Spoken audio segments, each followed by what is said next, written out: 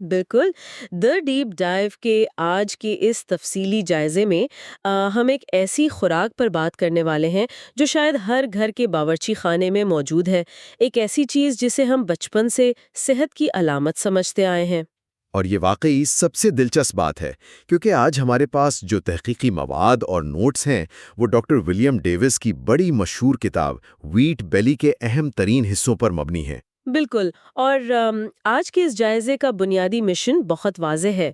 हम ये जानना चाहते हैं कि जिस गंदम को ख़ास तौर पर हेल्दी होल ग्रेन्स या साबुत अनाज को सेहतमंद समझकर दिन रात खाया जाता है, क्या वाकई वही लोगों के मोटापे, थकन और दीगर पेचीदा बीमारियों की सबसे बड़ी वजह है?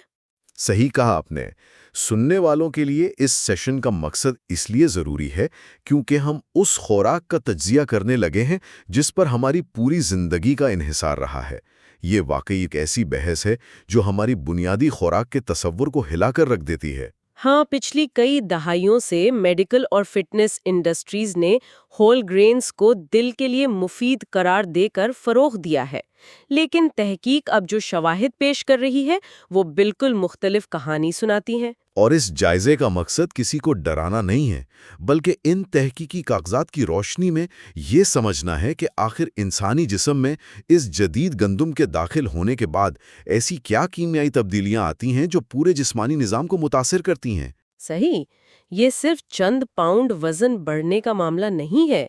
ये निज़ामे हजम से लेकर दिमाग तक के मुतासिर होने की कहानी है। तो चलिए तारीख के कुछ पन्नों को पलट कर देखते हैं, क्योंकि वहां से इस कहानी का थोड़ा कॉन्टेक्स्ट समझ आता है। ज़रूर।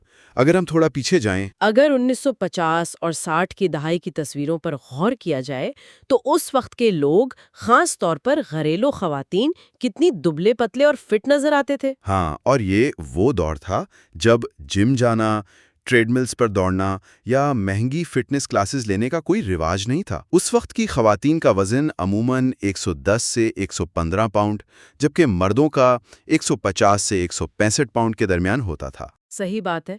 इंसान का रोजमर्रा का कामकाज ही उसकी वर्जिश होती थी। लेकिन अब आज के दौर में देखें, ऐसे ट्रायएथलीट्स जो हफ्तों तक सख्त तरीन वर्जिश करते हैं, लंबा फासला तैराकी करते हैं, सैकड़ों माइल साइकिल चलाते हैं। उनमें से भी 1/3 लोग वजन की ज्यादती का शिकार हैं। आखिर इतनी सख्त वर्जिश के बावजूद वजन क्यों बढ़ रहा है? इस पर नोट्स में डॉक्टर डेविस का अपना ज़ाती वाकया शामिल है जो काफ़ी सोचने पर मजबूर करता है। वो वाकया पढ़कर मैं भी हैरान रह गई थी। डॉक्टर डेविस जो खुद एक कार्डियोलॉजिस्ट हैं, उन्होंने 1999 में मार्को आइलैंड पर छुट्टियों के दौरान अपनी एक तस्वीर देखी जिसने उन्हें हिलाकर रख दिया। उन्हें एहसास हुआ कि रोजाना 3 से 5 माइल जॉगिंग करने, किसी किस्म का जंक फूड ना खाने और बाकायदा हेल्दी होल ग्रेन्स खाने के बावजूद उनके पेट पर चर्बी जमा थी। उनका वजन उनके आइडियल वजन से 30 पाउंड ज्यादा था। और जब उन्होंने अपने टेस्ट्स किए तो ट्राइग्लिसराइड्स का लेवल 350 पर था हाँ। और ब्लड शुगर 161 थी, जो कि बिल्कुल प्री डायबिटिक लेवल है। एक डॉक्टर जो दूसरों को सेहतमंद रहने का मशवरा दे रहा हो, उसके अपने रिजल्ट्स ऐसे आए तो ये किसी भी शख्स के लिए परेशान कुन हो सकता है। ये वाकई एक ऐसी सूरत हाल होती है जहां बरसों की मेडिकल ट्रेनिंग और सेहतमंद डाइट के रिवायती असूल नाकाम होते हुए दिखाई देते हैं। इस तस्वीर के बाद उन्होंने अपनी रोजमर्रा की आदत पर गौर करना शुरू किया। उन्होंने महसूस किया कि जब भी वो होल व्हीट ब्रेड यानी गंदम की रोटी या दलिया खाते थे, उसके कुछ ही देर बाद उन्हें शदीद थकान और सुस्ती घेर लेती थी। तो उन्होंने सोचा कि क्यों ना इसे कुछ अरसे के लिए अपनी खुराक से निकाल कर देखा जाए। जब उन्होंने अपनी और अपने मरीजों की खुराक से गंदम को मुकम्मल तौर पर ख़त्म किया, तो नताइज ने उन्हें हैरान कर दिया। 3 महीने बाद मरीजों की ब्लड शुगर तो नॉर्मल हुई ही, लेकिन उसके साथ साथ और भी बहुत से मसाइल खुद ब खुद ठीक होने लगे। जैसे कि एसिड रिफ्लक्स और आईबीएस यानी पेट और हजमे की खराबी, जोड़ों का दर्द और यहाँ तक कि अस्थमा की बीमारी में भी नुमाया बेहतरी आई। लोगों को अपनी दवाइयाँ छोड़नी पड़ गईं। इस तजुर्बे ने यह साबित किया कि गंदम सिर्फ ब्लड शुगर का मसला पैदा नहीं कर रही थी, बल्कि पूरे जिस्मानी निज़ाम में सोजिश या इन्फ्लेमेशन फैला रही थी। लेकिन सदियों से इंसान गंदम खाता आ रहा है। हमारी दादियों और नानियों के दौर में तो गंदम से लोगों को अस्थमा या एसिड रिफ्लक्स नहीं होता था। تو پھر اچانک اس اناج میں ایسی کیا تبدیلی آ گئی کہ آج یہ موٹاپے اور اتنی بیماریوں کی وجہ بن رہا ہے؟ لوگوں کے ذہن میں یہ سوال آنا تو لازمی ہے۔ یہ پوائنٹ اس پوری بحث کا سب سے اہم حصہ ہے۔ اگر ہم گہرائی میں جائیں تو 10,000 سال پہلے نتوفین قبائل نے جو قدیم گندم استعمال کرنا شروع کی تھیں اسے آئن کارن کہا جاتا تھا۔ اس قدیم گندم کا ڈی این اے بہت سادہ تھا، اس میں صرف 14 کروموسومز تھے۔ یعنی وہ بالکل اصلی اور قدرتی حالت میں تھیں۔ ہاں، وقت کے ساتھ اس میں تھوڑی قدرتی تبدیلی آئی اور ایمر نامی گندم وجود میں آئی جس میں 28 کروموسومز تھے۔ ہزاروں سال تک انسان یہی قدیم گندم کھاتا رہا اور اس کا جسمانی نظام اس خوراک کے ساتھ مطابقت رکھتا تھا۔ لیکن آج ہم جو گندم کھاتے ہیں، جسے سائنس کی زبان میں ٹریٹیکم ایسٹیوم کہا جاتا ہے، اس میں 42 کروموزومز ہیں۔ یہ عام قدیم گندم سے بالکل مختلف چیز بن چکی ہے۔ ایک اناج جس میں ہزاروں سال تک 14 یا 28 کروموزومز تھے، اچانک 42 کروموزومز پر کیسے پہنچ گیا؟ کیا یہ تبدیلی قدرتی تھی؟ نہیں، یہ قدرتی بالکل بھی نہیں تھی۔ یہ کہانی 20ویں صدی کے وسط میں شروع ہوتی ہے، جب دنیا میں آبادی تیزی سے بڑھ رہی تھی اور خوراک کی کمی کا مسئلہ سامنے تھا۔ اس وقت گرین ریولوشن یا سبز انقلاب آیا۔ جس میں نارمن بورلوگ نامی ایک ایگریکلچرل سائنٹسٹ کا بڑا کردار تھا، جنہیں بعد میں نوبل پیس پرائز بھی ملا۔ بالکل، انہوں نے اور ان کی ٹیم نے بھوک کا مسئلہ حل کرنے کے لیے ڈوارف ویٹ یعنی بونی گندم تیار کی۔ قدیم گندم کا پودا 4 فٹ لمبا ہوتا تھا اور جب اس پر زیادہ اناج لگتا تھا تو وہ وزن سے گر جاتا تھا۔ اس لیے انہوں نے جینیٹک مداخلت کے ذریعے ایک ایسی بونی گندم بنائی جو صرف 18 انچ کی ہوتی تھی اور اس کا تنا انتہائی مضبوط تھا۔ ان کا مقصد تو دنیا سے بھوک ختم کرنا تھا، جو کہ ایک اچھی نیت تھی۔ اس تحقیق نے دنیا میں پیداوار میں 10 گنا اضافہ کر دیا۔ لیکن مسئلہ وہاں پیدا ہوا جب اس بونی گندم کی ہزاروں نئی جینیٹک اقسام کا کبھی انسانوں یا جانوروں پر سیفٹی ٹیسٹ نہیں کیا گیا۔ سائنٹسٹ نے بس یہ مان لیا کہ یہ نئی گندم بھی پچھلی گندم جیسی ہی محفوظ ہوگی، جو کہ ایک بہت بڑی غلطی تھی۔ واقعی ان تیزی سے کیے گئے ہائبریڈائزیشن کے عمل نے گندم کے اندر موجود گلوٹن پروٹین کا مکمل سٹرکچر بدل دیا تھا۔ یہ ایک ایسی نئی پروٹین بن چکی تھی جسے ہضم کرنے کے لیے انسانی نظام ہضم ڈیزائن ہی نہیں ہوا تھا۔ اس زمین آسمان کے فرق کو ثابت کرنے کے لیے مواد میں ایک بہت دلچسپ ذاتی تجربے کا ذکر ہے۔ جب ڈاکٹر ڈیوس نے اس تحقیق کو پڑھا تو انہوں نے ایک آرگینک فارم سے وہی قدیم 14 کروموزوم والی آئن کارن گندم منگوائی۔ پھر انہوں نے اس قدیم گندم کو پیسا اور اس کی روٹی بنائی۔ اس کا ذائقہ بھی مختلف تھا، ڈو بھی عام گندم جیسا نہیں تھا، اور جب انہوں نے وہ قدیم آئن کارن کی روٹی کھائی تو ان کا بلڈ شوگر 84 سے بڑھ کر 110 ہوا، جو کہ کسی بھی کاربوہائیڈریٹ کھانے کے بعد ایک انتہائی نارمل اضافہ ہے۔ اور سب سے بڑی بات، انہیں کوئی تھکان یا متلی محسوس نہیں ہوئی۔ اور اس کے مقابلے میں جب انہوں نے آج کی گندم کھائی تو نتیجہ بالکل مختلف تھا۔ وہ نتیجہ سن کر تو کسی کو بھی جھٹکا لگ سکتا ہے۔ اگلے دن جب انہوں نے باقاعدہ آرگینک ہول ویٹ کی روٹی کھائی، یعنی وہی آج کی 42 کروموزومز والی گندم، تو ان کا بلڈ شوگر 167 پر چلا گیا۔ نہ صرف شوگر بڑھی بلکہ انہیں شدید متلی ہوئی اور 36 گھنٹے تک پیٹ میں درد اور ذہنی دھند، جسے مینٹل فاگ کہتے ہیں، اس کا سامنا کرنا پڑا۔ ایک دن پورا لگ گیا انہیں نارمل محسوس کرنے میں۔ یہ تجربہ بھلے ہی کسی لیبارٹری میں کیا گیا سائنٹیفک کلینکل ٹرائل نہ ہو، لیکن یہ صاف ظاہر کرتا ہے کہ قدیم گندم اور پچھلی چند دہائیوں میں لاعلم بنائی گئی اس نئی گندم کے کیمیائی اثرات میں کتنا فرق ہے۔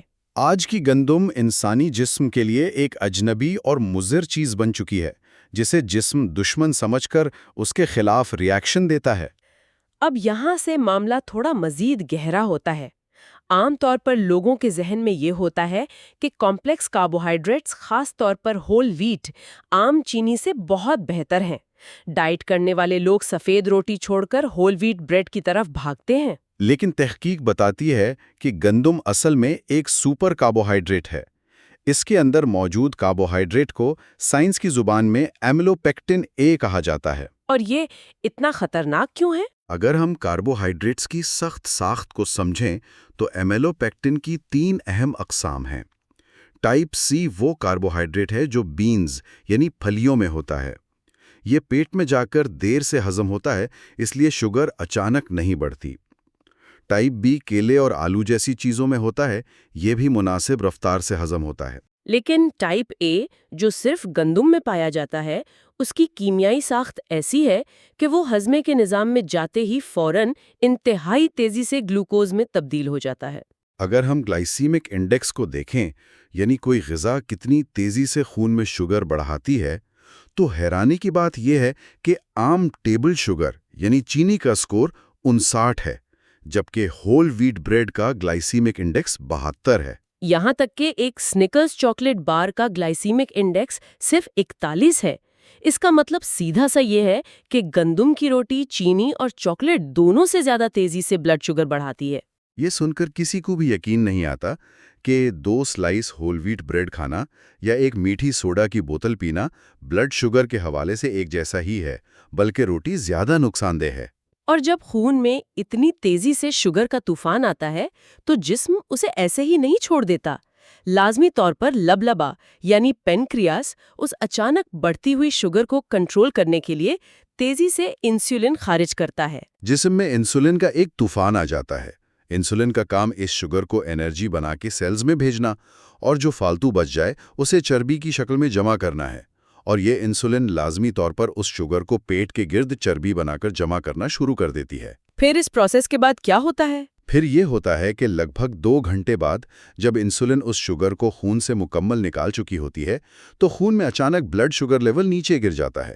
اس کیفیت کو ہائپوگلائسیمیا کہتے ہیں۔ خون میں شوگر گرنے سے اچانک شدید تھکان، ہاتھوں کا کانپنا اور ذہن میں دوبارہ بھوک کا احساس بیدار ہوتا ہے۔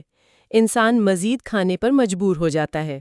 یہ ایک ایسی blood sugar roller coaster ride بن جاتی ہے جو صبح بریک فاسٹ سے شروع ہوتی ہے اور دن بھر چلتی رہتی ہے، اور انسان ہر 2 گھنٹے بعد کچھ نہ کچھ کھاتا رہتا ہے۔ اور اسی رولر کوسٹر میں لوگ اپنا وزن اور پیٹ بڑھاتے جاتے ہیں۔ لیکن تحقیق کا ایک اور حصہ بتاتا ہے کہ کھانے کی یہ لگاتار عادت صرف بھوک کی وجہ سے نہیں ہوتی۔ گندم کے اندر کچھ ایسا بھی ہے جو سیدھا دماغ پر اثر کرتا ہے۔ مواد میں ایک خاتون کی بڑی عجیب مثال دی گئی ہے جس نے اپنے بارے میں یہاں تک کہہ دیا کہ بریڈ از مائی کریک، یعنی روٹی اس کے لیے کسی سخت نشے کی طرح ہے۔ لوگوں کو جب گندم چھوڑنے کو کہا جاتا ہے تو انہیں وڈرال جیسی کیفیت کا سامنا کرنا پڑتا ہے، بالکل ویسے ہی جیسے کسی نشے کی عادت کو چھوڑنے پر لوگوں کو بے چینی، تھکان اور چڑچڑاپن ہوتا ہے۔ لوگ ہفتوں تک روٹی اور بیکری کی چیزوں کے خواب دیکھتے ہیں۔ آخر ایک اناج کسی نشے کی طرح کیسے ریئیکٹ کر سکتا ہے، یہ سوچنے میں تھوڑا عجیب لگتا ہے، لیکن اس نشے والی بات کا تحقیقی پس منظر نہایت حیرت انگیز ہے۔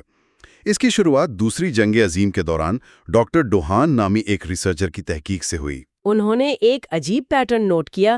جب یورپ میں خوراک کی کمی تھی اور عام لوگوں کو گندم میسر نہیں تھی تو اسپتالوں میں اسکیزوفرینیا، جو کہ ایک انتہائی پیچیدہ اور شدید دماغی بیماری ہے، اس کے مریضوں کا داخلہ اچانک کم ہو گیا۔ لیکن جنگ کے بعد جب حالات ٹھیک ہوئے اور گندم کی سپلائی واپس آئی تو اسپتالوں میں انہی دماغی مریضوں کی تعداد دوبارہ بڑھ گئی۔ اس سے پہلی بار اندازہ ہوا کہ گندم کا دماغ کی کیمیا سے کوئی گہرا تعلق ضرور ہے۔ اس کا مطلب ہے کہ گندم سیدھا دماغی امراض پر اثر انداز ہو رہی تھی۔ اس بات کو مزید کسی تحقیق نے ثابت کیا؟ ہاں، اور وہ تحقیق نیشنل انسٹیٹیوٹس آف ہیلتھ یعنی NIH میں ڈاکٹر کرسٹین زیودرو نے کی تھی۔ ان کی تحقیق میں اس راز سے پردہ اٹھایا۔ جب عام گندم ہضم ہوتی ہے تو اس کا گلوٹن ٹوٹ کر ایکزورفنز نامک پولی پیپٹائڈز بناتا ہے۔ انہیں سائنس کی زبان میں گلوٹیومورفین بھی کہا جاتا ہے۔ یہ ایکزورفنز انسانی دماغ کے بلڈ برین بیریئر کو پار کرنے کی صلاحیت رکھتے ہیں۔ بلڈ برین بیریئر وہ حفاظتی دیوار ہے جو دماغ کو کچرے اور زہریلے مواد سے بچاتی ہے۔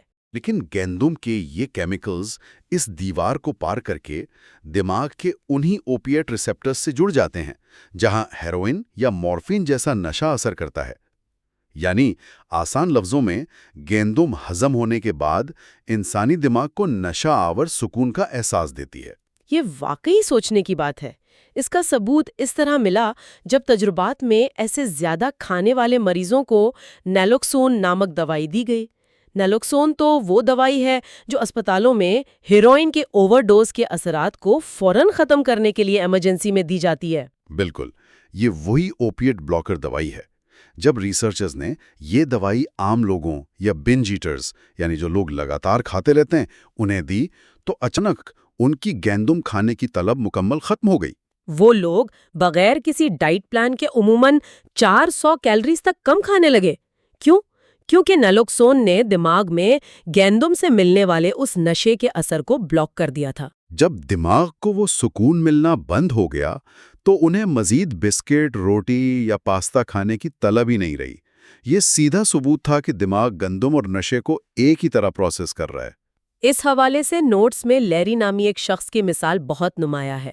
لیری دن بھر تھوڑی بہت ڈائٹ کرتا، لیکن رات کے وقت آ کر وہ بے تحاشا سنیکس کھانے پر مجبور ہو جاتا تھا، خاص طور پر ہول ویٹ پریٹزلز اور کریکرز۔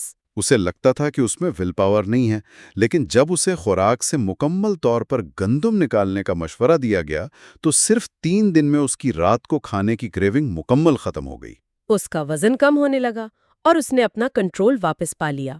اس کہانی سے یہ بات نکل کر آتی ہے کہ گندم اصل میں انسان کی بھوک کو کنٹرول کرتی ہے، انسان گندم کو نہیں۔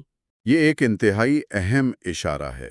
گندم صرف ذائقہ نہیں دیتی، یہ ایک ایپیٹائٹ سٹیمولنٹ ہے۔ یہ انسان کو مزید کھانے پر اکساتی ہے۔ جب کوئی شخص گندم چھوڑتا ہے تو بھوک کا نظام قدرتی حالت میں آنے لگتا ہے۔ جہاں انسان صرف تب کھاتا ہے جب اسے واقعی بھوک لگتی ہے۔ اب اگر ہم اس نشے اور بھوک کے چکر سے پیدا ہونے والے موٹاپے کی گہرائی میں جائیں تو وہاں ایک اور بڑا مسئلہ سامنے آتا ہے۔ پیٹ کی چربی، جسے کتاب میں ویٹ بیلی کا نام دیا گیا ہے، یہ صرف ضدی چربی نہیں ہے جو جسم پر بے جان ہو کر بیٹھی ہے۔ پیٹ کے گرد جمع ہونے والی اس چربی کو ویسرل فیٹ کہا جاتا ہے۔ ویسرل فیٹ میں ایسی کیا خاص بات ہے جو اسے عام چربی سے مختلف بناتی ہے؟ خاص بات یہ ہے کہ یہ جسمانی نظام میں ایک زندہ اینڈوکرائن گلینڈ کی طرح کام کرتی ہے، یعنی یہ اپنے اندر سے ہارمونز اور ایسے کیمیکل سگنلز خارج کرتی ہے جو جسم میں ہر جگہ سوزش یعنی انفلیمیشن پھیلاتے ہیں۔ یہ صرف توانائی کا ذخیرہ نہیں ہے، یہ ایک ایکٹیو فیکٹری ہے جو آپ کے جسم کے اپنے نظام کے خلاف کام کرتی ہے۔ یہ ایڈیپونیکٹن نامک مفید ہارمون کو کم کرتی ہے اور لیپٹن یا ٹیومر نیکروسس فیکٹر کو بڑھاتی ہے، جس سے آگے چل کر ڈائبٹیز، بلڈ پریشر اور دل کی بیماریاں پیدا ہوتی ہیں۔ اور اس ویٹ بیلی کی ایک سب سے خطرناک بات یہ ہے، یہ چربی ایسٹروجن ہارمون بھی پیدا کرتی ہے۔ نوٹس میں موجود ڈیٹا بتاتا ہے کہ خواتین میں جب یہ ایکسٹرا ایسٹروجن پیدا ہوتا ہے تو ان میں بریسٹ کینسر کا خطرہ دگنا اور بعض اوقات 4 گنا تک بڑھ جاتا ہے۔ اور مردوں میں جب یہ ایسٹروجن بڑھتا ہے تو ان میں مین بوبز یا گائنیکوماسٹیا جیسی شرمندگی کا باعث بننے والی تبدیلیاں آتی ہیں۔ اور یہ سب شروع کہاں سے ہوتا ہے؟ اس ہیلدی بریکفسٹ بیگل یا آفس میں مل کر کھائے گئے سینڈوچ سے۔ اس پوائنٹ کو مزید واضح کرنے کے لیے سیلیاک ڈیزیز کے مریضوں کی تحقیق سامنے آتی ہے۔ سیلیاک ڈیزیز وہ بیماری ہے جس میں لوگوں کا ہاضمے کا نظام گلوٹن کو کسی صورت برداشت نہیں کر سکتا۔ انہیں لازمی طور پر ہر قسم کا گلوٹن اپنی خوراک سے نکالنا پڑتا ہے، ورنہ انہیں شدید درد ہوتا ہے۔ میو کلینک اور یونیورسٹی آف آئیوا کی اس تحقیق کے نتائج واقعی زوردار ہیں۔ جب سیلیاک ڈیزیز کے موٹے مریض صرف اور صرف گلوٹن یعنی گندم کھانا چھوڑتے ہیں تو بغیر کسی خاص ڈائٹ پروگرام، جم یا کیلری کاؤنٹنگ کے صرف 6 مہینے میں ان کا وزن 27.5 پاؤنڈز تک کم ہو جاتا ہے۔ وہ عام زندگی گزار رہے ہوتے ہیں، بس گندم نہیں کھاتے، اور بغیر کچھ اور سوچے سمجھے ان کی خوراک آٹومیٹکلی 400 کیلوریز تک کم ہو جاتی ہے، کیونکہ گندم کے بغیر ان کی لگاتار لگنے والی بھوک ختم ہو جاتی ہے۔ یہ نکات آپس میں جوڑنا بہت ضروری ہیں۔ سیلیاک کے مریض صرف اس چیز کو چھوڑتے ہیں جو انہیں بیمار کر رہی ہے۔ انہیں پورشن کنٹرول یا چھوٹی پلیٹس میں کھانے کا مشورہ نہیں دیا جاتا، پھر بھی ان کا وزن تیزی سے گرتا ہے۔ اس کا واضح مطلب ہے کہ گندم ہی وہ اصل کیمیکل میسنجر تھی جو انہیں زیادہ کھانے پر مجبور کر رہی تھی۔ اس حوالے سے نوٹس میں سیلیسٹ اور جینو کی کہانیاں کمال کی مثالیں ہیں۔ سیلیسٹ، جو کہ ایک آرٹ پروفیسر تھیں، 61 سال کی عمر میں اپنا لگاتار وزن بڑھنے کی وجہ سے شدید پریشان تھیں۔ گندم چھوڑنے کے 14 مہینے بعد انہوں نے 55 پاؤنڈز وزن کم کیا۔ اور سب سے بڑی بات، اپنی کمر سے 12 انچ کم کر لیے۔ اور جینو کی کہانی تو اس سے بھی زیادہ زبردست ہے۔ اس کا وزن 322 پاؤنڈز تھا और वो प्री डायबिटिक हो चुका था। जब उसने होल ग्रेन्स और पास्ता वगैरह छोड़कर मीट, चीज, एग्स और नट्स खाना शुरू किए तो उसने एक साल में 104 पाउंड्स वजन कम किया। उसकी ब्लड शुगर बिल्कुल नॉर्मल हो गई और वो पहले से कहीं ज्यादा तवानाई महसूस करने लगा। लेकिन इन कामयाबी के कहानियों के साथ एक इंतबाह, एक बहुत ज़रूरी वार्निंग का जिक्र करना भी लाजमी है। जब लोग ग्लूटेन छोड़ने का सोचते हैं तो अमूमन फॉरेन मार्केट में मिलने वाले ग्लूटेन फ्री प्रोडक्ट्स की तरफ भागते हैं। वो सोचते हैं कि gluten free bread, gluten free cookies या पास्ता महफूज है। ये फूड इंडस्ट्री का एक बहुत बड़ा धोखा है।